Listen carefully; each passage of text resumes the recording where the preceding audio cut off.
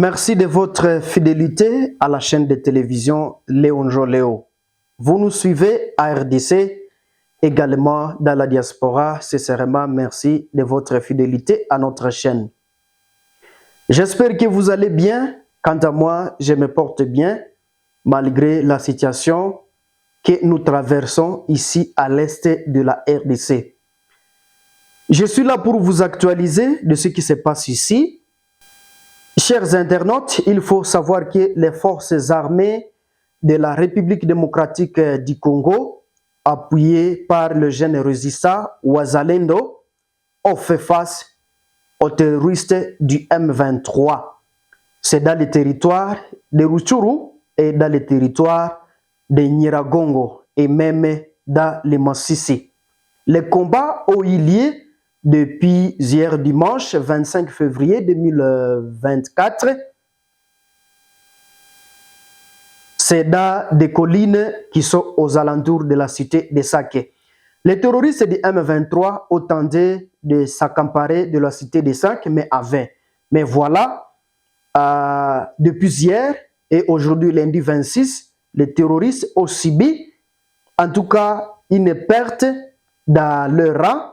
Plusieurs soldats ont été tués par les Vaya Wazalendo et avec les FARDC qui ont fait face en tout cas aux terroristes du M23. Selon les informations sur place dans le territoire de Rutshuru, ces jeunes résistants patriotes ont également franchi les ponts Mweya sur la direction de Kituva. Également, les ponts de Renga jusqu'à prendre le contrôle du village Renga à l'ouest de Bweremana. C'est après les affrontements, en tout cas entre ces jeunes résistants et le terroriste du M23. Jusque-là, aujourd'hui, dimanche, une accalmie précaire est observée dans cette cité de Sake. Chers téléspectateurs, c'est après la perte qu'ils ont subi, les terroristes du M23, ils ont commencé encore à larguer des bombes sur la population civile. Il faut savoir qu'une femme est morte et son enfant gravement blessé. C'est le bilan de notre bombardement perpétré par les terroristes du M23 dans la nuit de dimanche 25 février 2024 à Sake, dans le territoire de Masisi, au Nord Kivu. Chers internautes, il faut savoir que ces terroristes du M23, après échec, ils ont commencé à larguer des bombes ici et là. C'était autour des 21h locales qu'une bombe larguée par ces terroristes, en tout cas, a tué une femme et son enfant qui était dans une maison. C'est non loin de l'Institut Moululu, au quartier Maouta D. Cet incident a eu lieu, en tout cas, autour de 21h. Chers internautes, il faut savoir que cette affaire a été dépêchée à l'hôpital de Sebeka Ndosho, donc à ville de Goma, pour ses soins. Toujours dans le même chapitre, chers téléspectateurs de la chaîne de télévision Léon Joléo, l'AVRP qui est parti cher à Mwindo Nzangi, ancien ministre du gouvernement, Sama a apporté des vivres et non-vivres aux jeunes résistants Wazalendo qui font face aux terroristes du M23 dans les territoires de Rutshuru et dans les territoires de Nyiragongo et Masisi. Je vous propose 5 structures de la société civile du Nord Kivu, dont Butembo, Beniville, Beni Territoire, Lubero et Goma, ont été le samedi 24 février dans une rencontre d'urgence à Kyondo, au sud-ouest du territoire de Beni, pour statuer autour de la situation socio-sécuritaire qui prévaut actuellement dans plusieurs entités du Nord Kivu, caractérisée par l'agression rwandaise. Au sorti de cette assise, plusieurs recommandations ont été formulées au gouvernement congolais face à la dégradation des menaces de la sécurité dans la région du Nord Kivu. Je vous propose de suivre Mario Ngavo, un rapporteur occasionnel. Suivez.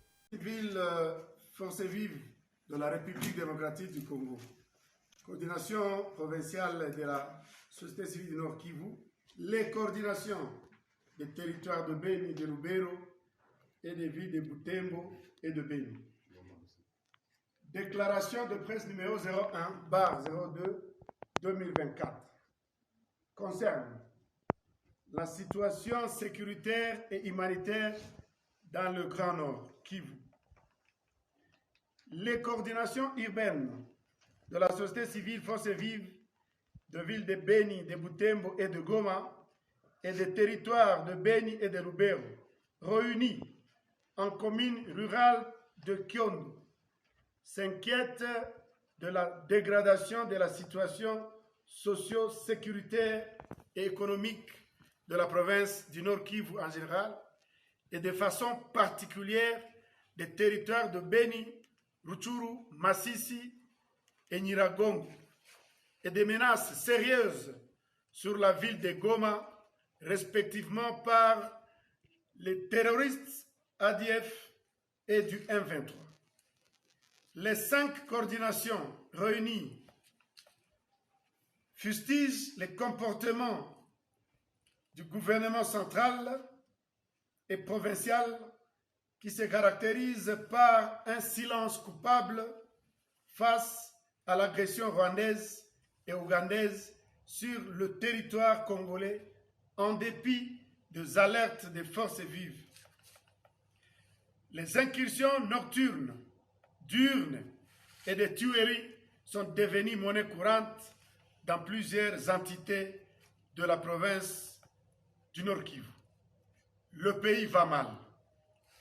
Les forces vives interpellent à cette occasion la conscience de toutes les autorités à tous les niveaux, civils et militaires, de se pencher sur cette question qui est en train de consumer petit à petit feu la population innocente, appauvrie et exposée à tous les risques sous menace de trahison de certains malheureusement de nos compatriotes véreux et corrompus qui complotent contre leur propre destin. Un appel vibrant est lancé à tous les citoyens ou autres personnes de bonne volonté de venir aux rescousse de nos compatriotes à détresse en territoire de Beni, Rutshuru, Nyiragongo, suite au massacre des ADF et à l'agression rwando-ougandaise sous l'étiquette du M23 en complicité avec la communauté internationale. Considérant la gravité de faits si haut énumérés, entre autres, la situation qui prévaut actuellement sur les fronts militaires, occasionnant le déplacement de plusieurs populations et qui provoque une crise humanitaire généralisée sans précédent, les forces vives recommandent ce qui suit. 1. Au gouvernement d'accélérer le processus du départ de la MONUSCO, de relever le porte-parole des opérations Sokola 1 en la personne de Anthony Mwalushai, qui s'est distingué dans la communication mal orientée, de se pencher sur la question de la gestion du conflit des limites entre la population riveraine du parc national de Virunga et l'ICCN avant que le pire n'arrive, de sanctionner des personnes impliquées dans la destruction intentionnelle du lac Édouard dans la cité de Kiavignon.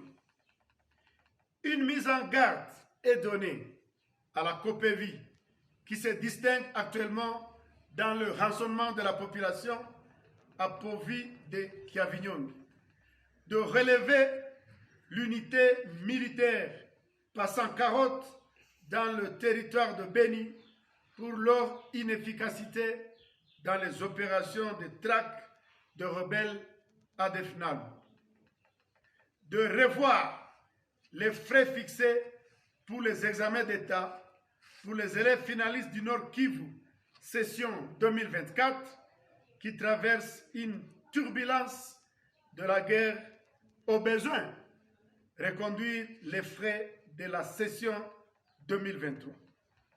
Au Conseil de sécurité et à toute la communauté internationale d'éviter de jouer à la double face et de sanctionner les agresseurs de la RDC, en l'occurrence le Rwanda et l'Ouganda. 3. À la MONUSCO, en attendant votre départ définitif, interdiction formelle de circuler dans le Grand Nord en général et plus particulièrement en Béni-Ville et Béni-Territoire. 4. À la justice militaire de sanctionner tous les militaires affairistes qui se sont livrés à l'exploitation des ressources naturelles. Enfin, 5. À la population de continuer à collaborer avec le service de sécurité comme il le fait toujours. De rester toute oreille aux actions qui seront données par la société civile Force Vive dans les jours à venir, vu la gravité de la situation sécuritaire et humanitaire. Chers téléspectateurs, nous sommes à la fin de ces actualités de ce lundi 26 février 2024. Si c'est la première fois de nous suivre, ne manquez pas de vous abonner, aimer et partager nos vidéos. À la prochaine publication. Au revoir.